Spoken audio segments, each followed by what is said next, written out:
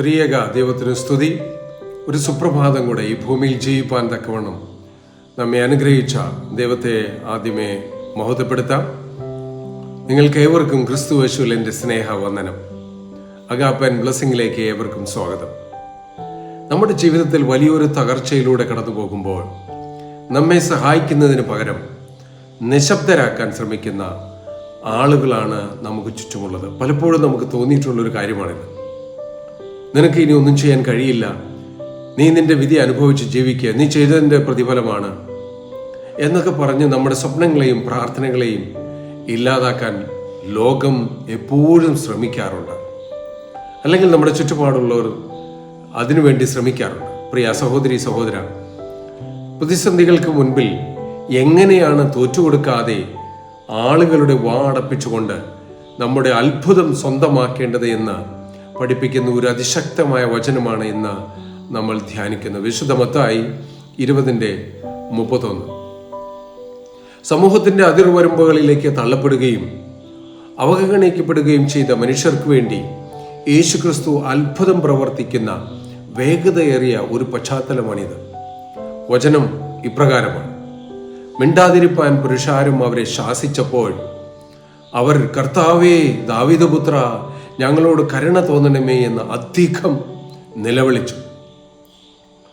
യേശുക്രിസ്തു എരിഹോ നഗരത്തിൽ നിന്നും വലിയൊരു ജനക്കൂട്ടത്തോടൊപ്പം യാത്ര ചെയ്യുന്ന സമയത്താണ് ഈ സംഭവം നടക്കുന്നത്. വഴിയരികിൽ കാഴ്ചയില്ലാതെ ഇരുന്ന 2 അന്ധന്മാർ യേശു കടന്നു പോകുന്നു എന്ന് കേട്ടപ്പോൾ നിലവിളിക്കാൻ തുടങ്ങി. എന്നാൽ കൂടെ ഉണ്ടായിരുന്ന ജനക്കൂട്ടത്തിന് അത് ഒട്ടും ഇഷ്ടമായില്ല. അവർ വിചാരിച്ചത് ഈ അന്ധന്മാർ യേശുവിൻ്റെ യാത്രയ്ക്ക് ഒരു തടസ്സമാണെന്നാണ്. അതുകൊണ്ട് അവർ അന്ധന്മാരെ കഠിനമായി ശാസിച്ചു, മിണ്ടായിരിക്കണം എന്ന് പറഞ്ഞു. എന്നാൽ അവിടെയാണ് ആ മനുഷ്യർ ചരിത്രം മാറ്റി എഴുതിയത്. ജീവിതത്തിൽ ചില സമയങ്ങളിൽ നമ്മളും ഈ അന്ധന്മാരെ പോലെ, റോഡരികിൽ ഇരിക്കുന്നവരെ പോലെ അനുഭവിക്കാറുണ്ട്. പ്രതീക്ഷ ഇല്ലാത്ത അവസ്ഥ, സഹായമില്ലാത്ത അവസ്ഥ, ഭാവി വ്യക്തമല്ലാത്ത അവസ്ഥ, എന്തു ചെയ്യണമെന്ന് അറിയില്ലാത്തൊരവസ്ഥ, ഒരു മനുഷ്യനുമില്ല എന്നൊരു തോന്നൽ. പക്ഷേ ഈ വചനത്തിൽ നമ്മൾ കാണുന്നത് അതിശയകരമായ അവരുടെ വിശ്വാസമാണ്, അവരുടെ ഉറപ്പാണ്. അന്ധന്മാരാന്ന് നമ്മൾ ഓർക്കണം. ഈ 2 അന്ധന്മാരും യേശു കടന്നു പോകുന്നു എന്ന് കേട്ടപ്പോൾ ആ അവസരം തക്കത്തിൽ ഉപയോഗിക്കാൻ അവർ തീരുമാനിച്ചു. അവർ ഉറക്കെ വിളിച്ചു, ഉറക്കെ നിലവിളിച്ചു, കർത്താവേ, ഞങ്ങളോട് കരുണ തോന്നണമേ എന്ന്. പക്ഷെ ജനക്കൂട്ടം അവരെ തടഞ്ഞു, മിണ്ടാതിരിക്കുക എന്ന് പറഞ്ഞു. കർത്താവിൽ പ്രിയ സഹോദരി സഹോദര, ജീവിതത്തിലും ഇങ്ങനെ പലപ്പോഴും നമുക്ക് സംഭവിക്കാറുണ്ട്. നമ്മൾ വലിയ സ്വപ്നം കാണുമ്പോൾ ചിലർ പറയും, നിനക്കതൊന്നും സാധിക്കില്ലടാ, നിനക്കതൊന്നും പറ്റില്ല. നമ്മൾ പ്രാർത്ഥിക്കുമ്പോൾ ചിലർ പറയും, അതുകൊണ്ടൊന്നും നടക്കില്ല. വീണ്ടും നമ്മൾ തുടങ്ങാൻ ശ്രമിക്കുമ്പോൾ ചിലർ പറയും, വിട്ടേക്ക്, നടക്കില്ല, അതൊക്കെ മറന്നേക്കും, നിന്നെ കൊണ്ട് പറ്റില്ല, ദൈവം അതൊന്നും പ്രാർത്ഥന കേൾക്കുക പോലുമില്ല. പക്ഷെ ഈ അന്ധന്മാർ ചെയ്ത ഏറ്റവും വലിയ കാര്യം എന്തായിരുന്നു? അവർ മിണ്ടാതിരുന്നില്ല, അവർ കൂടുതൽ ഉറക്കെ വിളിച്ചു. അതാണ് വിശ്വാസം, അതാണ് അവരുടെ ഉറപ്പ്.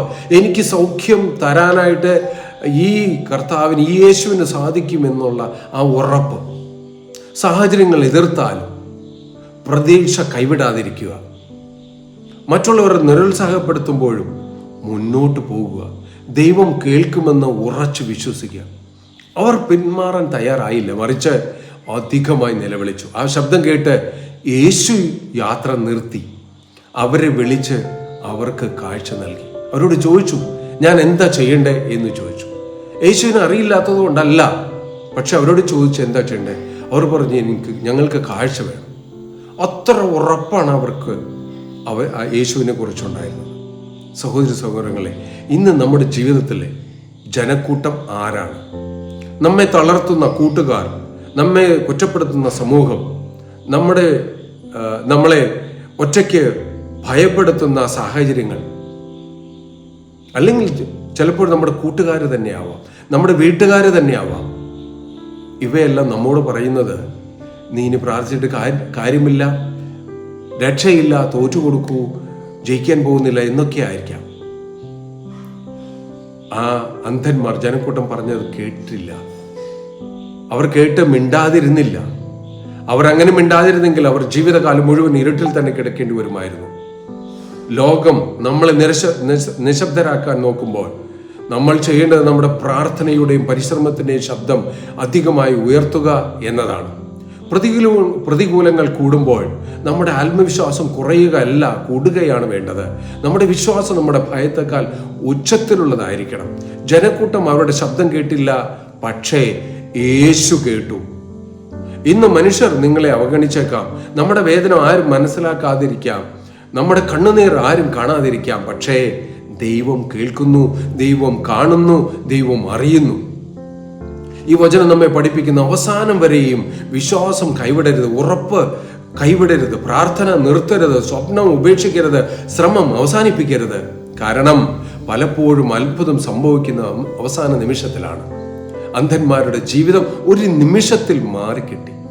ഇന്നത്തെ ഇരുട്ട് നാളത്തെ ഭാവിയെ തീരുമാനിക്കില്ല. ഇന്നത്തെ പ്രശ്നം നമ്മുടെ കഥയുടെ അവസാനമല്ല, നമ്മുടെ ജീവിതത്തിന്റെ അവസാനമല്ല, നമ്മുടെ ജീവിതത്തിന്റെ അവസാനം ഇതൊന്നുമല്ല.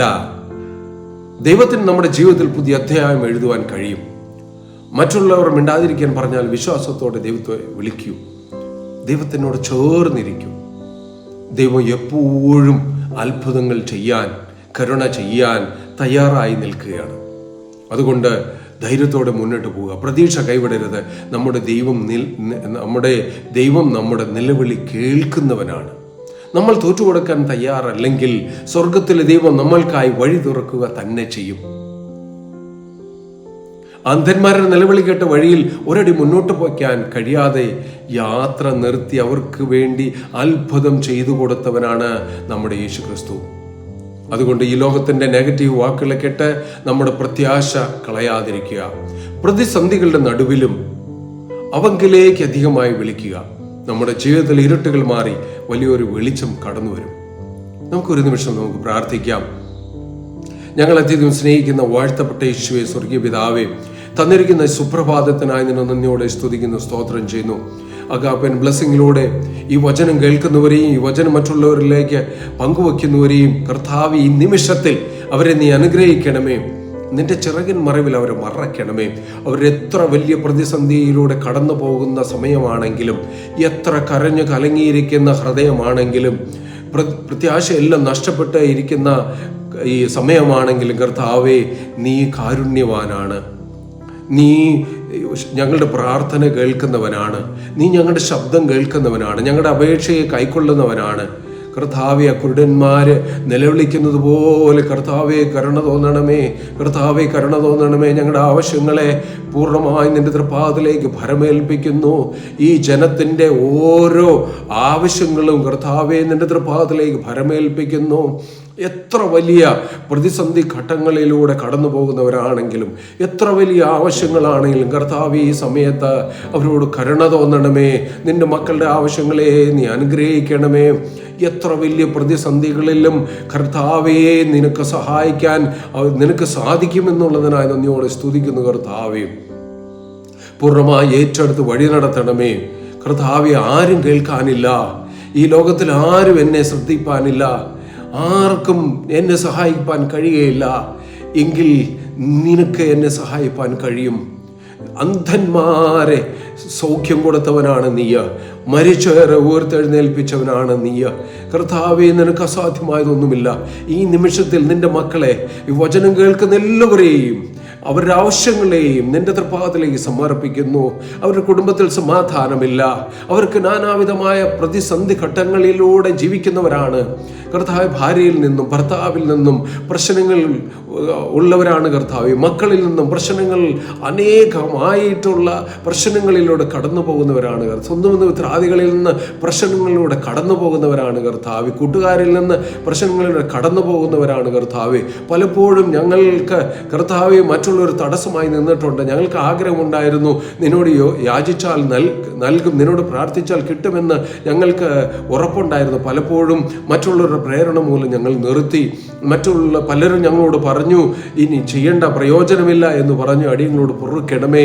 കർത്താവ് നിന്റെ വചനം കേൾക്കാൻ കൂടാതെ മറ്റുള്ളൊരു വാക്ക് കേട്ട് നിന്നെ മറുതലിച്ചു പോയി, നിന്നിൽ സംശയം വിചാരിച്ചു പോയി. ഇല്ല കർത്താവേ, ഇല്ല കർത്താവേ, ഞങ്ങൾ പൂർണ്ണമായി നിന്നിൽ പൂർണ്ണമായി വിശ്വസിക്കുന്നു, ഞങ്ങൾ അടിയുറച്ച് വിശ്വസിക്കുന്നു കർത്താവേ, നിനക്ക് ചെയ്യാൻ സാധിക്കും. ഇവരുടെ എത്ര വലിയ ആവശ്യങ്ങളായാലും നിനക്ക് ചെയ്തു കൊടുക്കാൻ സാധിക്കും.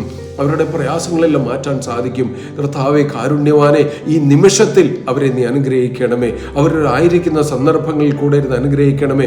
ഏത് നിമിഷത്തിലും കർത്താവേ, നീ അവരോട് കൂടെ ഇരുന്ന് അവരുടെ ആഗ്രഹങ്ങളെ നിവർത്തിച്ചു കൊടുക്കണം. അവരുടെ കഷ്ടപ്പാടും ദുരിതങ്ങളും മാറ്റണമേ. സന്തോഷവും സമാധാനത്തിൻ്റെ ഐശ്വര്യത്തിൻ്റെയും ജീവിതം നീ കൊടുക്കണമേ. നിന്റെ തൃപ്പാദത്തിൽ അവരെ സംരക്ഷിച്ചു കൊള്ളണമേ. പിശാച് അവരെ നോക്കുവാൻ പോലും ഇടവരുത്തരുത് കർത്താവേ. അന്ധകാര ശക്തികൾ അവരെ തൊടുവാൻ അനുവദിക്കരുത് കർത്താവേ. ആപത്ത് അനർത്ഥങ്ങളിൽ അവരിൽ നിന്ന് ഒഴിഞ്ഞു പോകട്ടെ കർത്താവേ. സന്തോഷത്തിന്, സമാധാനത്തിന്, ഐശ്വര്യത്തിന്, ദീർഘായുസിന്റെ നല്ല ജീവിതം നീ കൊടുക്കണമേ. സർവ്വ രോഗങ്ങൾക്ക് സൗഖ്യം നീ കൊടുക്കണമേ. സകല പ്രശ്നങ്ങൾക്ക് പരിഹാരം നീ കൊടുക്കണമേ. നീ അവരെ അഭിഷേകം ചെയ്യണമേ. നിന്നെ അടിയുറച്ച് വിശ്വസിപ്പാൻ തക്കവണ്ണം, നിന്നിൽ അടിയുറച്ച് ജീവിപ്പാൻ തക്കവണ്ണം, നീ കാണിച്ചു കൊടുക്കുന്ന വഴിയിലൂടെ നടപ്പാൻ തക്കവണ്ണം ശിഷ്ട ജീവിതത്തെ നീ ക്രമീകരിക്കണമേ. നീ അഭിഷേകം ചെയ്യണമേ. നീ പരിപാലിക്കുന്നതിനായ സ്തോത്രം കർത്താവേ.